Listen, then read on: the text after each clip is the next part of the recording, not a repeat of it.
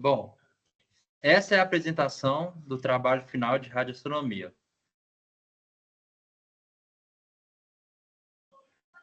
É...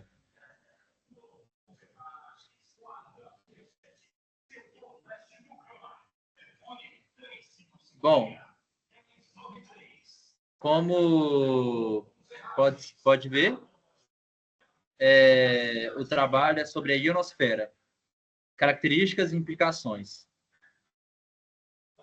Bom, o trabalho ele visa abordar, né, o comportamento da ionosfera e as consequências para a radioastronomia. Então, eu quero demonstrar aqui com esse trabalho os passos que levam ao entendimento da ionosfera e também as consequências, né, para a radioastronomia e como que a gente pode trabalhar a ionosfera de uma maneira mais física, né, de uma maneira mais matemática. Bom, introdução. Henry Hertz provou a existência, né, das ondas eletromagnéticas em 1887 ao conseguir gerá-las em seu laboratório. Marconi pegou essas descobertas de Hertz e demonstrou a comunicação sem fio utilizando as ondas de rádio, né? Essas ondas mostradas por Henry Hertz. E após isso, Oliver Heaviside e Arthur Kennedy, em 1902, sugeriram que o sinal, né, foi propagado devido a uma reflexão de uma camada condutora, né? E com essa ideia, em 1925, Appleton e Barnett fizeram uma experiência que conseguiram comprovar a ionosfera, né, através da reflexão da mesma. Bom, mas o que é o plasma? O plasma é um meio gasoso ionizado, na verdade é uma nuvem de elétrons e íons livres, caracterizado por ser um material condutor com sensibilidade a campos magnéticos e elétricos. Ao contrário dos gases, né, que eles são condutores ruins, o plasma ele é um excelente condutor. Tá, beleza. Mas como que o plasma surge? O plasma surge quando energia o suficiente é aplicada a um gás, provocando transformações na matéria. Quais transformações são essas? Liberação de elétrons e íons, né? Porque você promove uma energia mais forte do que a força eletrostática entre os átomos. Então, você libera os elétrons e os íons. Tá. Base teórica. Conceitos auxiliares. O primeiro conceito é a dispersão da frequência. A dispersão da frequência é o fenômeno que mostra a variação da permissividade. O que é isso? Por exemplo, quando um objeto ele quando uma luz atravessa um prisma, é, várias, é, vários feixes de luz são refratados em diferentes ângulos. E assim, observa-se diversas cores diferentes. E as cores são representação da luz visível em aspectos diferentes. Então, a permissividade, né, a refração, ela depende da permissividade, que depende da frequência do objeto, né? E também a permissividade, que depende da frequência, está modulada ali pela permissividade do vácuo. Modelo de vibração eletrônica. Pegando um modelo de massa mole e aplicando a um campo elétrico externo, né, com elétron, a gente tem essa fórmula que segue um termo de amortecimento e segue um termo vibracional devido a um campo elétrico aplicado a um elétron, né? Isso aqui é a molécula de Lorentz, né? Todavia, esse termo aqui, esse termo gama, é o termo de amortecimento, ele refere às taxas de colisão e o ômega zero é a razão entre K e M, então é um termo de vibração. Tá. Momento de polo. Momento de polo é a grandeza que mede a separação das cargas em uma molécula. Então, assumindo que um campo externo possui uma variação temporal, momento de polo pode ser dado por essa fórmula. Além disso, a polarização total, esse P, ele é dado pela quantidade de polos e a polarização. Tá, beleza. O que é o fluxo elétrico? É a quantidade de carga por metro quadrado, né? E a permissividade elétrica é uma característica do meio. É uma propriedade do meio que mostra a capacidade do material em conduzir eletricidade, basicamente. A permissividade elétrica, o fluxo elétrico também pode ser dado em relação à polarização. Então, a gente pode igualar essas duas equações. Essa aqui não tem o termo de polarização e a que tem o termo de polarização. Igualando, a gente encontra essa equação que mostra a razão entre a permissividade e a permissividade elétrica no vácuo. Pegando o termo de polarização, nós temos esta equação. E fazendo com que alguns termos são nulos, como, por exemplo, o termo de amortecimento e outros termos, né? O ômega zero também, por exemplo.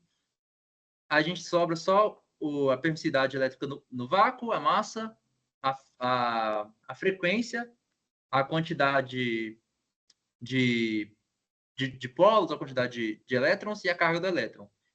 Essa seria a razão entre a permissividade elétrica e a permissividade elétrica do vácuo, isso aplicado a um plasma. E aí a gente sabe que esse termo, N ao quadrado, ε0m, é a frequência de plasma, né? Então, aqui a gente consegue achar uma relação entre a frequência de plasma, a frequência e as permissividades elétricas, que é um termo que auxilia na variação do índice de refração. Então, o que acontece?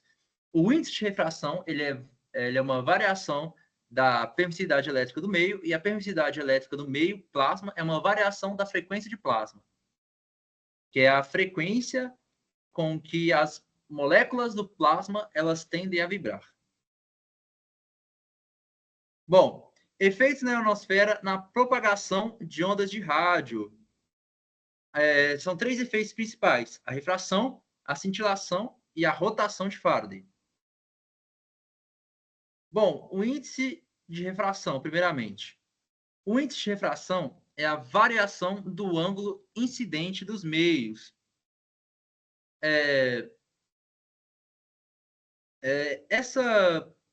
A ionosfera, né?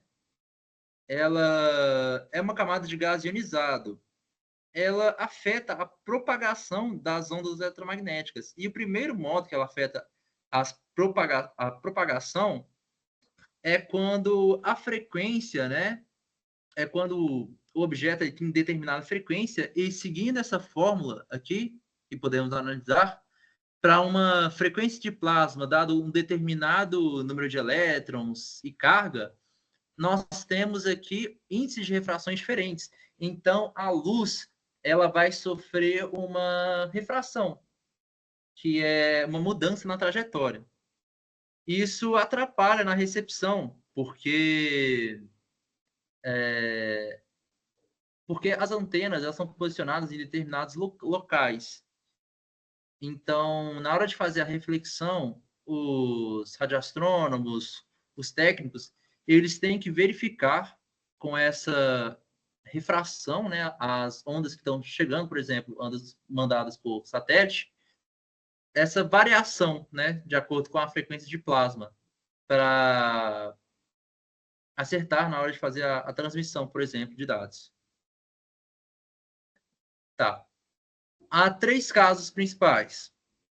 Caso a frequência emitida seja maior que a frequência de plasma, caso a frequência seja menor, ou caso a frequência ela seja muito maior que a frequência de plasma.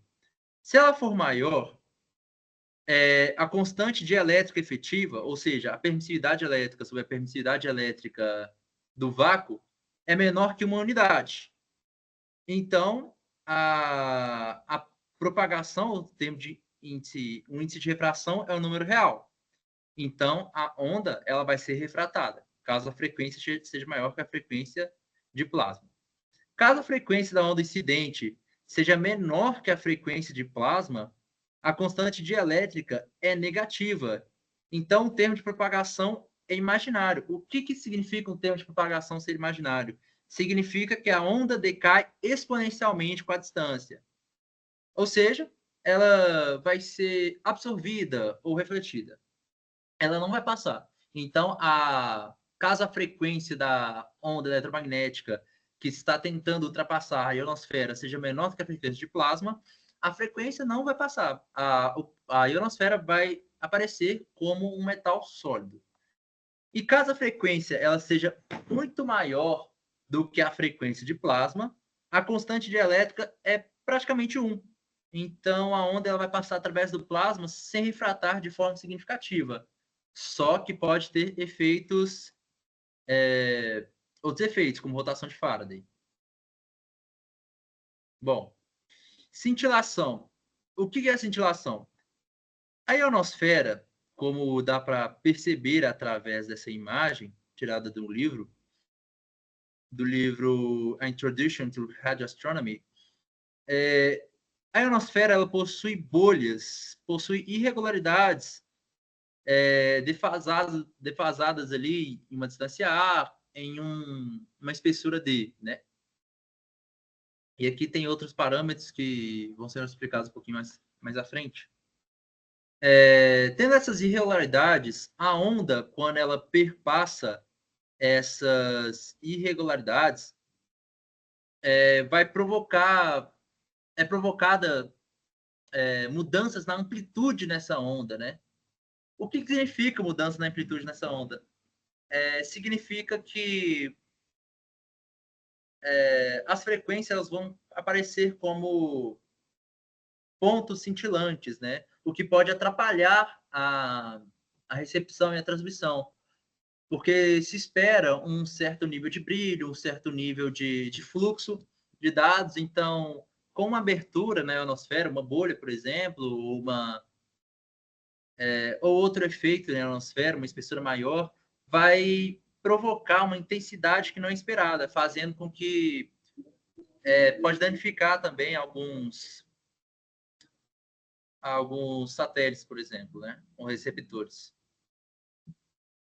E, de acordo com a figura, pode-se observar aqui uma defasagem, né, que é a mudança de fase da onda eletromagnética, ela segue parâmetros geométricos, né, além da quantidade de elétrons, e da distância, da espessura, e o ângulo de dispersão aqui também, né? O ângulo de dispersão, no caso, ele seria o ângulo aparente de uma fonte pontual distante observada nos vazios da ionosfera, né? Então, aí a gente tem algumas características que dá para observar o ângulo de a cintilação. Bom, rotação de Faraday. O efeito Faraday é a rotação do plano de polarização de uma onda eletromagnética. Faraday estabeleceu que a rotação desse plano de polarização seria proporcional ao campo magnético e à distância. Se observa que, pela lei de Biot, né, essa lei, esse índice de proporcionalidade gerado pela observação do modo birrefringente, né, em um meio cristalino, no caso, né, a rotação do plano de polarização em um meio cristalino, elaborado por Biot, dá para ver que elas são bastante semelhantes, né? Dá para ver que Faraday teve ali alguma intuição na lei de Biot. E Becquerel, observando a relação entre essas duas, fez uma correlação, né? Pegou a lei de Biot e adicionou esse termo de proporcionalidade, esse termo H, né? Relacionado ao campo magnético. Bom, os passos subsequentes foi a Verdet, observando essa lei de rotação do Faraday, e também a análise de Becquerel, percebeu-se que a variação do ângulo de rotação seria proporcional a uma constante de Verdet, que pode ser mostrada aqui, e pela direção do campo magnético e pela distância, né? E aí Maxwell, observando todos esses teoremas, observando também uma constatação de Ari, né? Que Ari teve uma abordagem mais sistemática, baseado numa deformação eletromagnética, né? Que é basicamente uma equação diferencial, utilizando a variação do elétron em relação às componentes geométricas e o tempo. Maxwell achou essa relação para a variação do ângulo de rotação, né? O que se faz hoje em dia, muitas das vezes, é fazer observações em solo e elaborar essa constante de Verdet. Aqui está a constatação de Ari, né? Dá para ver que ela é bem parecida com a constatação de Maxwell, que levou aquela fórmula da, da equação do princípio estabelecido por Faraday, observando essa ideia, né? Esse compartilhamento de pensamentos. Camadas da ionosfera. A camada D, né, é a camada mais perto do solo. Ela é basicamente diurna e muito absorvente para frequências abaixo de 10 MHz. A camada e a camada esporádica E, elas atuam na reflexão de ondas de rádio de média frequência. É muito variável no espaço e no tempo. Essa esporádica ela aparece em locais isolados, né, causados por nuvens ionizadas. A camada F1 é parte da camada F, que é a camada mais mais longe da Terra. Ela é formada principalmente por íons Na+. Ela mistura com frequência com a camada E. Ela possui grande capacidade de absorver as ondas de rádio de alta frequência. E a camada F2 é a camada mais espessa e a ionização é intensamente afetada pelo campo magnético e por distúrbios geomagnéticos. É a camada mais importante para a reflexão, sobretudo na noite, onde a camada F1 junta-se com a camada F2. Tá, a variação ionosférica. A ionosfera, ela varia de acordo com o dia, de acordo com as estações e com o ciclo solar. Ciclo solar de 11 anos, né? Dá para observar que tem uma elevada variação. E a variação diária, né? Dá para ver que a camada D, ela desaparece e a camada F1 e F2 se juntam. E a camada E, ela se torna mais fraca também. A ionosfera é utilizada para comunicação através da refração. Dá para ver que é uma parábola devido à variação dos índices de refração. E, contudo, para essa refração ela ser bem feita, ela deve servir uma frequência ótima. E é isso. Muito obrigado.